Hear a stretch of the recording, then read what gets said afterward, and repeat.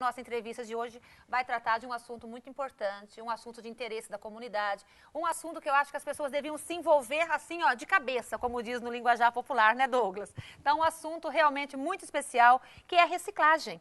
Nós estamos aqui com o Givan Líbero, ele trabalha com coleta há 12 anos na Prefeitura Municipal, foi um dos pioneiros da coleta seletiva aqui na nossa cidade, ele é vice-presidente da ADEMA e está cursando o curso de técnico em meio ambiente no Instituto Federal do Paraná. Ok. É com muita alegria que a gente te recebe aqui, tudo bem? Tudo bem, Marta. Tudo bem, Douglas, também boa tarde a vocês. Boa tarde a todos os telespectadores da TV UP, né? Fica sempre um grande abraço e o grande compromisso de que todo mundo possa estar envolvido em relação à coleta seletiva. Aliás, não só coleta seletiva, tratando-se de coleta do lixo, é o seguinte, vai ser agradecido pelo esse meio ambiente nosso tão degradado, né? Tão sacrificado por todo mundo, né? Então fica aqui boa tarde a todo mundo. Então a gente ouve falar muito em coleta seletiva, em reciclar, Givan, e você está há 12 anos já falando nisso. Nós temos agora uma coleta seletiva recente, através da Prefeitura Municipal, que eu estou vendo as famílias bem envolvidas com isso. Até depois eu quero contar a experiência da minha casa a respeito da coleta seletiva. Mas você, há 12 anos atrás, você já estava preocupado com isso, né? Sim, já há algum tempo a gente sempre... Porque, Marta, eu mudei em Umuarama em 1967. Naquela época a gente já viu uma grande necessidade de estragar o meio ambiente, né? Por necessidade, por falta de conhecimentos, né? Então a gente veio destruindo tudo. Hoje nós temos uma grande necessidade de fazer o contrário, de preservar esse meio ambiente, recuperar aquilo que nós degradamos em toda a nossa vida. Porque o ser humano tem degradado o nosso meio ambiente, só para você ter uma noção, nos últimos 20 anos, em 600 anos de equivalência de produção do planeta. Então, se você imaginar que daqui mais 15 anos nós vamos detonar o planeta em torno de 1.200, 1.300 anos, é o seguinte, infelizmente o planeta não suporta tanta cacetada da população brasileira nem mundial, não é? Daí quando a gente diz que daqui a alguns anos as guerras mundiais será por conta da briga pela água, a gente acha isso absurdo, né? Mas se caminha do jeito que está, tem tudo para ser, né? Para acabar tudo, né? Olha, infelizmente, se a população mundial não tiver um grande conhecimento e começar a fazer a sua parte, nós não vamos ter briga por água não, porque hoje basicamente nós estamos contaminando nosso lençol freático. Exatamente. O Brasil, aqui o aquífero Guarani, é um dos maiores do mundo. Nós temos água igual o petróleo na Arábia Saudita, nos países lá, né? A água nossa vai ser o petróleo do futuro, desde que ela não esteja contaminada. E contaminar essa água é a coisa mais simples do mundo, principalmente devido ao nosso solo, um solo arenito, um solo fácil permeável de chuvas e contaminações, né? Mas existe uma grande reação na cadeia inteirinha, que a gente fala só em termos de coleta seletiva, em reciclagem. Não é bem mais complexo, sabe, Marta? Porque a gente começa com o monóxido de carbono, que adentra o nosso organismo, que jamais vai embora de nós, e nos causa aí, a gente vê muita reclamação de prevenção. E o que causa isso? O que traz isso para o nosso... Poluição. Poluição. O que seria essa poluição? A fumaça dos carros, fumaça dos carros, queimadas, próprios agrotóxicos, em si, toda a estrutura, tudo que o homem faz, a reação do homem é sempre... diz que o homem é um grande animal racional e irracional, né? Exatamente. Porque ele é que detona tudo, né? Há muitos tempos atrás, até 50 anos atrás aproximadamente, a gente não tinha essa necessidade de você estar fazendo esse trabalho. Agora, hoje não, hoje nós já crescemos muito, a nossa população, nós chegamos a mais de 7 bilhões de habitantes no planeta, né? Então nós temos uma grande necessidade de nos preocupar, porque o nosso planeta está doente, ele não aguenta mais fornecer, ele se recupera sozinho, entendeu? É muito forte, a criação que Deus deixou para nós, ela é muito forte. É como uma célula que se regenera? Exatamente. Só que essa célula que nós estamos vivendo, ela é uma célula cancerígena, né? Exatamente. Se nós não tratarmos muito bem dela direitinho, a tendência dela é morrer, né? Exatamente. Deixa eu cumprimentar o Douglas Bácaro, ele é economista. Eu acho que dá para a gente colocar o nosso assunto dentro da economia também, até para valorizar um pouco e chamar a atenção das pessoas por conta da reciclagem, da coleta seletiva e tudo mais. Douglas, tem pessoas que podem ganhar dinheiro dentro desse trabalho de reciclagem, né? E tem pessoas que melhoram de vida, que ganham a sua vida catando lixo reciclável, na verdade. Com certeza.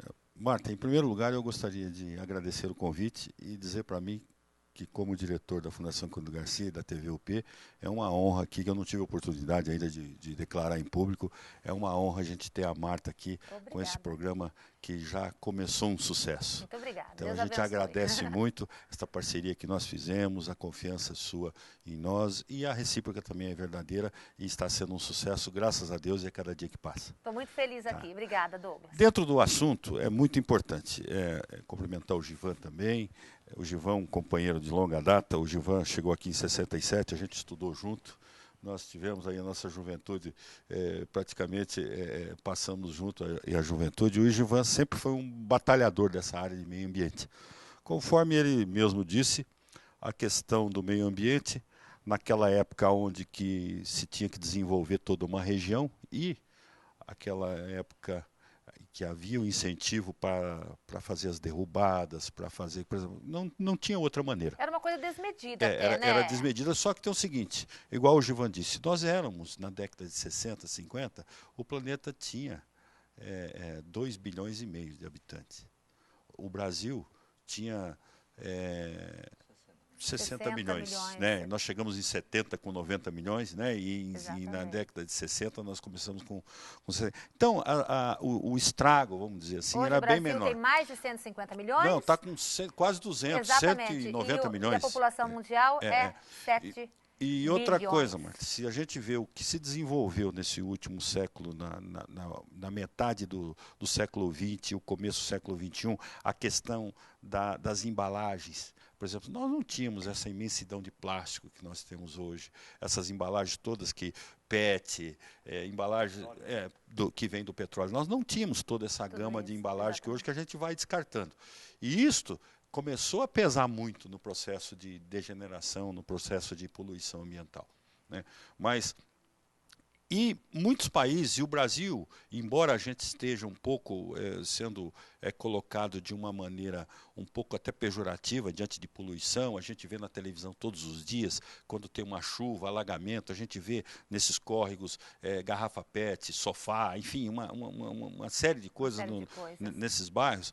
E aí a gente volta àquela questão que tudo passa pela educação também, né? Que a gente tem que começar pela escola, tem que começar porque a criança, quando vem da escola, ela já aprendeu uma coisa diferente ali, ela já começa a passar isso para dentro de casa também, né? Essa corresponsabilidade que nós, habitantes, temos que ter enquanto sociedade para com o meio ambiente, né? Porque não basta a prefeitura ter bons projetos, a prefeitura ter uma estrutura grande de coleta, o Givan sabe do que eu estou falando, ele participa disso do dia a dia, da reciclagem. Não basta nada que quando a gente passa numa rua, num bairro, e eu estou falando de bairros que não são bairros de periferias, não, eu estou falando de bairros centrais. Exatamente. Você vê ali um lixo no canteiro, né, vê ali umas folhas, as pessoas cortam folhas, jogam lixo, descartam nos canteiros. Joga as folhas para o bueiro. Isso é consequência, e até animais também. Então, o que acontece? Essa corresponsabilidade que nós temos que ter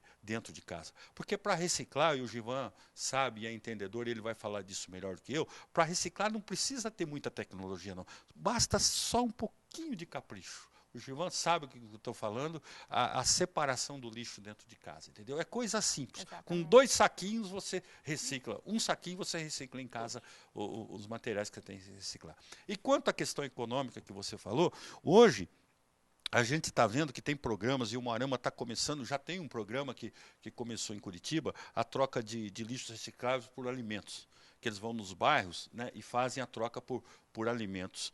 Isso é muito importante. Então, essa questão do reciclável já começa a render de forma indireta para a família. E isso eu não estou falando das cooperativas de reciclagem, eu não estou falando da venda de PET, dos reciclados, que isso é uma questão estrutural de economia direta mesmo. Essa questão da economia gerando renda num processo de reciclagem dos resíduos, né? E eu estou falando desta troca direta de alimentos. Por exemplo, uma cesta básica que é trocada por PET, por resíduos que você estaria descartando no meio ambiente, já é economia dentro de casa que a pessoa está fazendo. Né? Então, esse programa é um programa que vem ajudar muito. E tem várias iniciativas que a gente pode também estar aí participando, toda a sociedade, no sentido de transformar o lixo numa fonte econômica, que hoje o lixo brasileiro, o Gilvan sabe disso, foi considerado um dos lixos mais ricos do mundo em termos de reciclagem. Né? Nós temos aí uma questão da reciclagem do Brasil, é riquíssima. Você faz aproveitamento de materiais que você nem imagina. Mesmo porque o Brasil desperdiça muito, né? O povo joga muita coisa fora. Sim. Não é verdade? Aí você, lá na frente, vem a reciclagem dessas coisas que alguém jogou fora. Olha, basicamente, igual o Douglas está falando, é o seguinte. Eu, Douglas, particularmente, o Gilvan particular, a pessoa do Gilvan, não a pessoa como ambientalista. Eu sou contra qualquer atividade de você trocar cesta básica por lixo. É o seguinte, eu acho que eu tenho que ter a minha responsabilidade, ser solidário com o meio ambiente, independentemente de qualquer outra atividade. Eu tenho que fazer isso porque é a minha casa. Isso Mas aqui o é a minha casa. brasileiro é assim, o lugar que mais dói, a parte do corpo que mais dói do brasileiro é o bolso. A gente tem que pegar as pessoas por algum lado, né, Douglas? Não é verdade? Vamos reciclar, porque se você reciclar, você vai trocar esse seu lixo reciclável por isso, você, né? Ô, Marta, mas... É de total errado isso? Isso é errado, sabe por quê? Quando você toma essa liberdade de você trocar, jamais você pode querer tirar de volta isso aí, sabe? Então eu acho que se o governo quer ajudar, se a população quer ajudar, cria-se algumas outras estruturas e ajuda de uma outra forma diferente. Mas não fazer com que sua obrigação vire direito. Não, obrigado a reciclar. Todo mundo é obrigado a fazer esse trabalho. Agora, existem algumas atividades, algumas coisas dentro do processo de reciclagem que realmente deixa muito a desejar. Por exemplo, a média mundial de coleta seletiva de lixo doméstico com coleta seletiva, tudo, no mundo inteirinho, é em torno de 850 gramas. O Brasil gira em torno de 1,7 kg. Se você reciclasse hoje, o Brasil teria um desperdício de aproximadamente 300 gramas de lixo, que seria o lixo orgânico. Certo. Hoje, Umuarama conta com em torno de 700 gramas de lixo orgânico por cada um cidadão aqui de Umuarama. Então, você veja que o nosso desperdício, o nosso reaproveitamento, está muito pior do que qualquer lugar. E só tem uma alternativa, Douglas, só um pouquinho, Douglas. Eu acho que isso vai ter que fazer um trabalho diferenciado, entendeu? Claro, a prefeitura tem feito, o Moacir tem lutado aí bastante em relação a isso. Agora, tem algumas coisas dentro do processo inteirinho que eu sou contra. Eu sou contra porque é o seguinte, eu acho que você não deve dar nada, você não deve dar peixe para ninguém. Você tem que dar a varinha e a isca, no máximo que pode fazer, dar a isca que ele vai pescar. Então é o seguinte, dentro dos projetos que a gente vê a nível brasileiro, é o seguinte, o município é envolvido através de duas coisas. Um motorista, um ônibus, que seja um projeto social. Agora, recolher o lixo de casa em casa, a prefeitura não deveria entrar com mão de obra paga por nós, munícipes, que pagamos impostos. Deveria pôr o catador de papel, inserir ele no sistema cooperativismo e trazer ele para ele aprender, conhecer, Mas aprender. Mas o catador de papel, ele não está trabalhando lá na cooperativa? Na cooperativa. Sim, hoje quem faz todo o processo de recolhimento e entrega na cooperativa é a Prefeitura Municipal. Existe algum inconveniente disso? Não, de forma nenhuma. Só que eu, no meu ponto de vista, eu não considero correto isso aí. Porque eu poderia estar, esse pessoal que está envolvido dentro do processo, poderia estar limpando uma praça, poderia estar fazendo outra atividade qualquer dentro do processo inteirinho. Você entendeu? Mas nós estamos pagando tantas outras coisas com o nosso dinheiro. Acho que pagar um coletor para o reciclável... Eu concordo com você, não é verdade? Mas vai chegar uma hora, Marta, que nós vamos ter que mudar. Nós trabalhamos 5 meses por ano para pagar imposto, não é verdade? Vai chegar uma hora que nós somos obrigados a fazer esse trabalho contrário. Vai chegar uma hora que nós não vamos ter mais fonte para tirar, porque senão vai tirar o couro do contribuinte a vida inteira. E não é correto tirar o couro do contribuinte. Eu poderia estar auxiliando com o meu recolhimento em saúde, em educação, em transporte escolar, em uma outra série de outros ramos da economia, a não ser beneficiando simplesmente uma categoria que ela poderia. Por exemplo, eu tenho na cooperativa 25 famílias sobrevivendo lá aproximadamente. Eu poderia estar inserindo mais 12, 13 pessoas que poderiam sobreviver através da coleta do lixo dentro do processo inteirinho. Então, eu acho que poderia ser feito assim.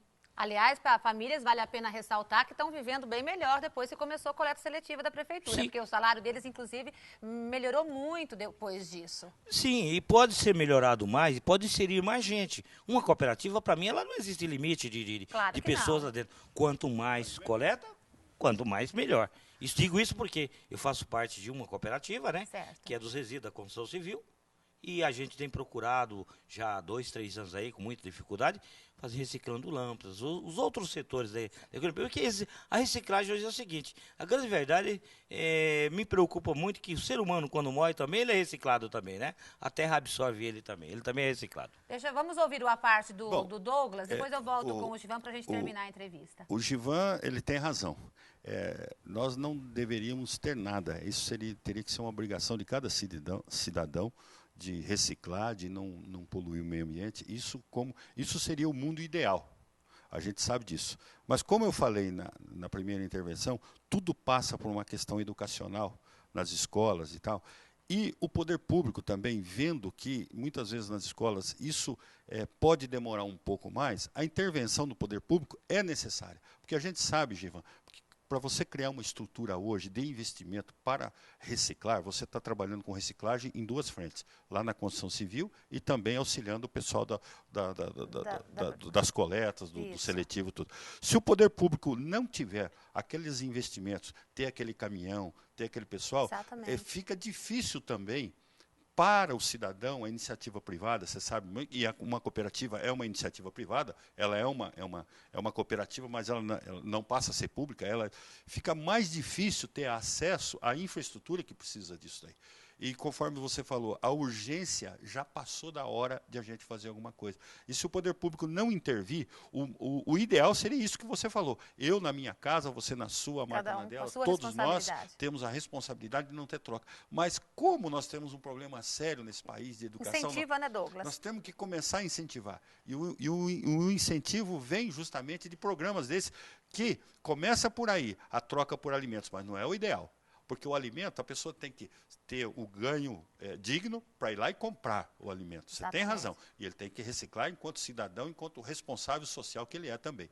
Mas, enquanto isso não acontece, a gente vai ter que andar um pouquinho aí, porque você sabe, Givan, você está nessa luta, Givan. Você pode falar isso melhor do que eu. Você está nessa luta há muitos anos e você sabe como que é difícil a gente trabalhar nesse setor do meio ambiente, né? Douglas, você sabe que eu fico, você falando agora, e eu comecei a sorrir aqui, não de maneira nenhuma em caçoar. Eu me lembro que o primeiro processo Adorei a palavrinha caçoar. Eu sou nortista tem isso aí, né? Depois eu explico o que é caçoar. Eu sei o que é caçoar, a gente São usa dois tipos de caçoar que tem, né?